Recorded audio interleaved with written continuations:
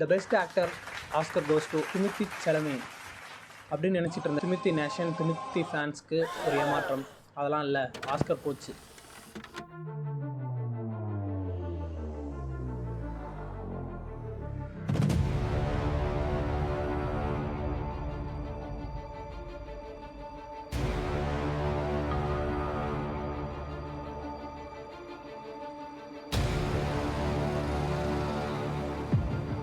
Context என்னென்னா, இந்த Oscar campaign நடக்கிறதுக்கு முன்னாடி திமித்தியோட ஆதரவாளர்கள் திமித்திக்கு தான் கிடைக்கும் பெஸ்ட் ஆக்டர் அப்படிங்கிற ஒரு இதுவில் இருந்தாங்க. பட் அது கிட்டத்தட்ட உண்மை. ஏன்னா அது ஆஸ்கர் ஓட் பர்சன்டேஜுமே திமித்தி செலமைக்கு தான் அதிகமாக இருந்துச்சு.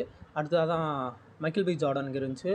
ஸோ என்ன ஆயிருக்குன்னா, திமித்தி வந்து ஆனால் ஒன்றும் இல்லை, மேத்யூ மெக்கனியோட ஒரு கான்வர்சேஷன். ஸோ அந்த டைமில் வந்து பேலட்டையும் ஒப்பராவையும் அந்த கம்யூனிட்டிஸ் அந்த கல்ச்சர், அந்த ஆர்ட் ஃபார்மை வந்து இவர் இன்னும் ஏன் இருக்குது, ஸோ இது யூஸ்லெஸ் அப்படிங்கிற மாதிரி அந்த ஒரு கருத்தை அவர் முன் வச்சுருந்தார். இதனால் என்னாச்சுன்னா, அந்த ஆர்டிஸ்ட் அவங்க எல்லாருமே நீங்கள் எப்படி சொல்லலாம் அப்படி இப்படின்னு சொல்லி, ஸோ அவருக்கு ஆஸ்கர் கிடைக்க விடாமல் இந்த ஒரு விஷயம் இந்த ஒரு இஷ்யூ பண்ணிச்சுன்னு தான் சொல்லணும். ஸோ எதுக்காக ஆஸ்கர் இவருக்கு போகணுன்னா, மார்ட்டி சுப்ரீம்னு ஒரு படம். So it was a fantastic film. ஆனால் என்ன, அந்த ஆக்டர் ஹீரோவை பார்க்கும்போது லைட்டாக ஒரு சில இடத்துல காண்டாகும். இருந்தாலுமே it was a fantastic in that film.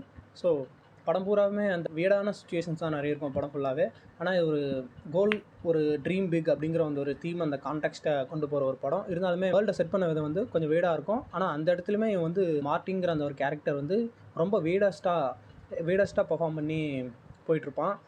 எப்படின்னா, ஜெயிக்கிறதுக்காக என்ன வேணால் பண்ணணும் அப்படிங்கிற அந்த ஒரு மோட்டிவ் தான் இருப்பான். It's a common in theme.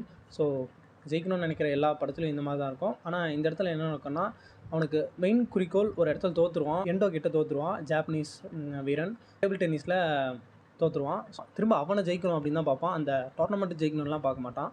So இதுதான் மெயின் இருக்கும். அந்த இடத்துல ஃபைனலாக ஜெயிச்சிருவான். அந்த ஒரு விஷயத்துக்காக ரொம்ப எக்ஸ்ட்ரீமுக்கு போகிற மாதிரி இருக்கும். ஒரு சில காட்சிகள்லாம் அந்த மாதிரி தான் இருக்கும். ரொம்ப எக்ஸ்ட்ரீம். கண்டிப்பாகவே ஆஸ்கர் வின் பண்ணியிருக்கணும். பட் எல்லாருமே இதான் எதிர்பார்த்தாங்க, தெமத்தின்னு தான் சொல்லிட்டு இருந்தாங்க. பட் எனக்கு தோணுச்சு, சரி மைக்கேல் பி ஜார்டனுக்கு போகுமோ அப்படிங்கிற இந்த கான்ட்ரவர்சிக்கு அப்புறமா அது உண்மையாயிருச்சு.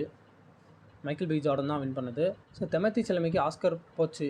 ஆமாம் போச்சு. ஏன் போச்சுன்னா, வாய் விட்டதாலே போச்சு. ஸோ தெமத்தி நேஷன், திமித்தியோட ஆதரவாளர்கள், திமித்தியோட ஃபேன்ஸ் ஆன்லைனில் கொந்தளிச்சுட்டு இருக்காங்க. அதே சமயம் மைக்கேல் பி ஜார்டன் வந்து ஜாலியாக பர்கர் பார்ட்டி பண்ணிகிட்ருக்காரு அவருடைய ஃபேன்ஸோட. திமித்தி செலமை கிரேட் ஆக்டர், அதை நான் சொல்லணும்னு இல்லை. ஆனால் கான்ட்ரவர்சிலாம் நடக்காமல் இருந்திருந்தால் திமித்திக்கு வாய்ப்பு இருந்திருக்கும். 2026 கிடைக்கலான்னு 2027 வாய்ப்பு இருக்குது. Dune 3, Dune Messiah, Paul Atreides is coming. Paul Atreides, duke of Arrakis. So அடுத்த இதுவில் வாய்ப்பு கிடைக்கும் அப்படின்னு நம்புங்கள். தெமத்தி நேஷன்.